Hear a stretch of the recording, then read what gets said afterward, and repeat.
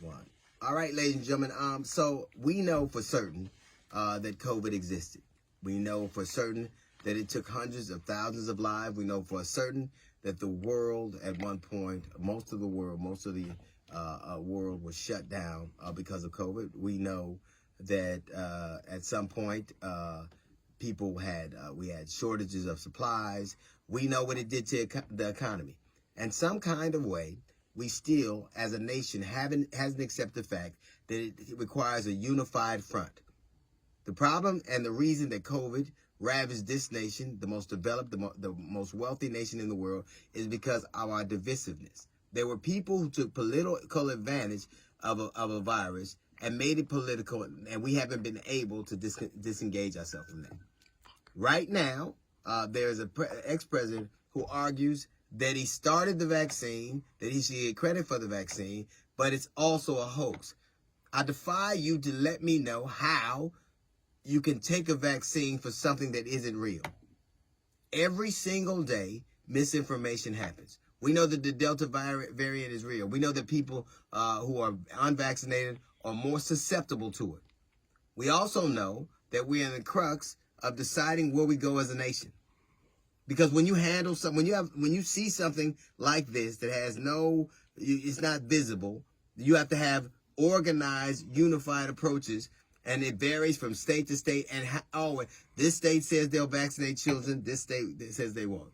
This says it's real and we should be concerned about it. This say let's get back to normal. And normal is something that this virus is not letting us do. It continues to ravage our communities. And it's interesting that the very people, one of the things I was reading in the Washington Post today, that talks about the pervasiveness of misinformation. There are two myths that are very pervasive in making the fight against COVID harder. One is that Trump really won the election. A large percentage of people still believe that. And two is that the vaccine is flawed, that it's bad.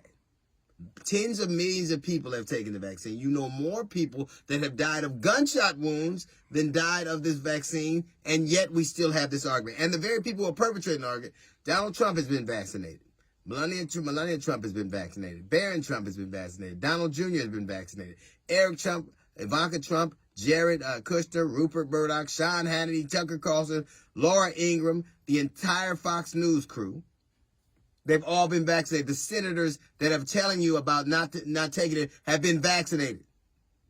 All of these people. So you're listening to the people right now, the people who once told you that Obama wasn't born here. The people who told you that the virus was a hoax. The people that told you that Donald Trump really won the election. The people that told you the insurrection didn't heal and it really happened and that was made up. Now those very people are now telling you that the vaccine does not work. When they've taken it.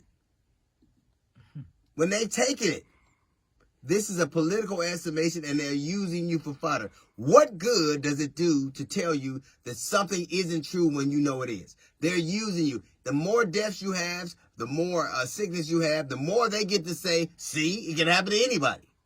And they're playing with your lives. When have they ever cared about you? When have they ever cared about you? If doctors did what politicians do right now, they would be sued for malpractice. You couldn't spread this information. The same people who told you that hydrochloroquine was real, you have a real argument. The same people that told you bleach is real, we're having an argument about it. And I think a couple of things. I think that there's a lot of misinformation. I think people are very susceptible to it. Particularly people in our communities are very susceptible to it. But here's the thing. If you're not going to take the vaccine, if you're not going to do anything to protect those around you and your family, at least stay away from people or wear a mask.